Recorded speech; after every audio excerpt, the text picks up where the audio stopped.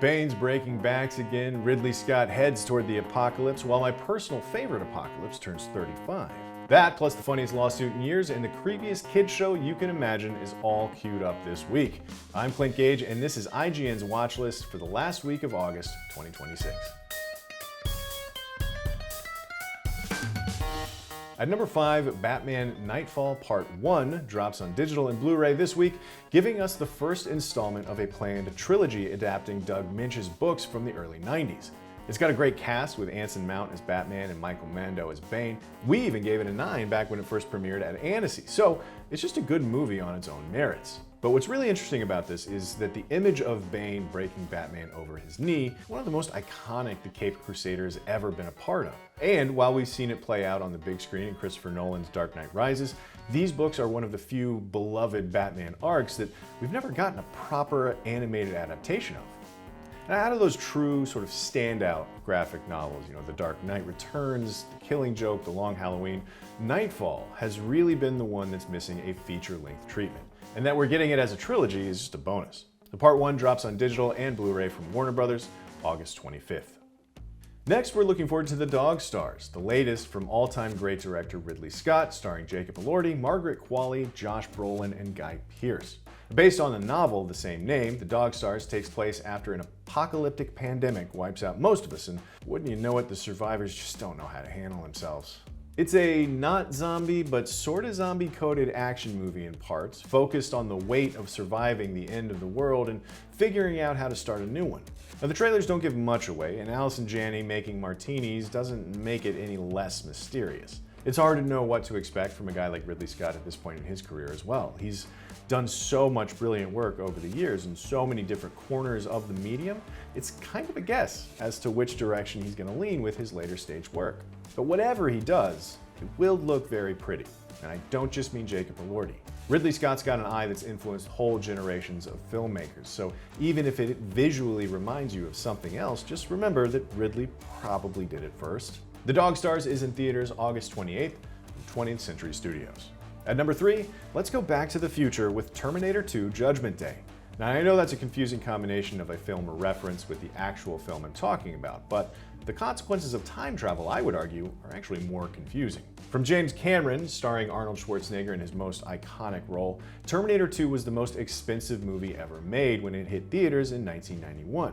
It's hard to understate how huge a film this was at the time, and it has aged wonderfully since. Now, it's not only on the short list of sequels that outpace their impressive in their own right predecessors. It's only Terminator 2, Godfather 2, and Hot Shots Part 2 on that whole list, by the way. That's it. That's the list, and I don't want to hear about it. And the fact that it's turning 35 and getting a re-release is both exciting and forcing me to reckon with my own mortality. The early 90s were such a cool transitional era, with films like Terminator 2 and Jurassic Park leading the way as CGI started to take over Hollywood. Well, it's a very narrow window where this was happening as well, because by the mid-90s, studios started leaning too hard into CG before it was really ready, but T2 is way more practical than you remember. The liquid metal T1000 was revolutionary, for sure, but there's still a ton of rear projection and miniatures and models and a million other bits of old school film craft that are going to shine on the big screen again. Plus, in recent years, Cameron's done a very good job shepherding special editions of his work.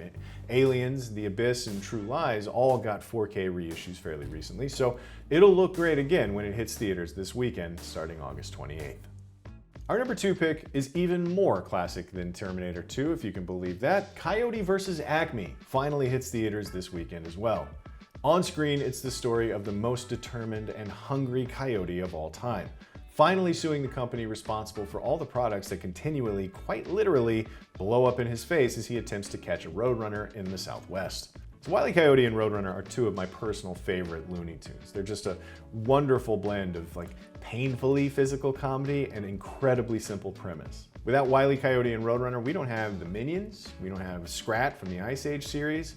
I'm sure there's a million others I'm missing, but the pair of them have survived across generations of cartoons for a reason.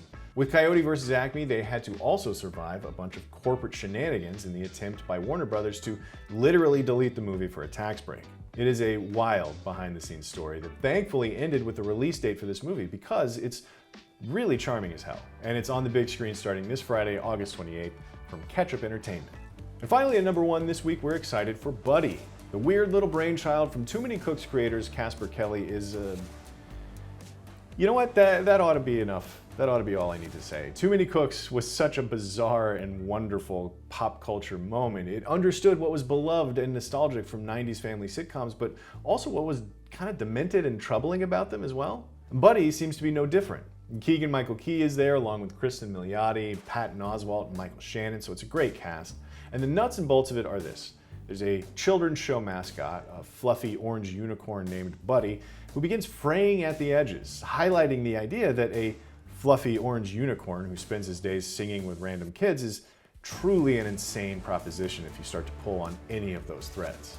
It looks nuts and scary and funny and, I don't know, maybe strangely insightful, all in equal measure, and I can't wait to see it in theaters August 28th from Roadside. Don't go in the clubhouse, I just mopped. So that's what we're excited about this week. Let us know what you're looking forward to in the comments below. For more of what's next, fluffy, orange, or otherwise, be sure to subscribe to IGN for more watch list, and we'll see you next time.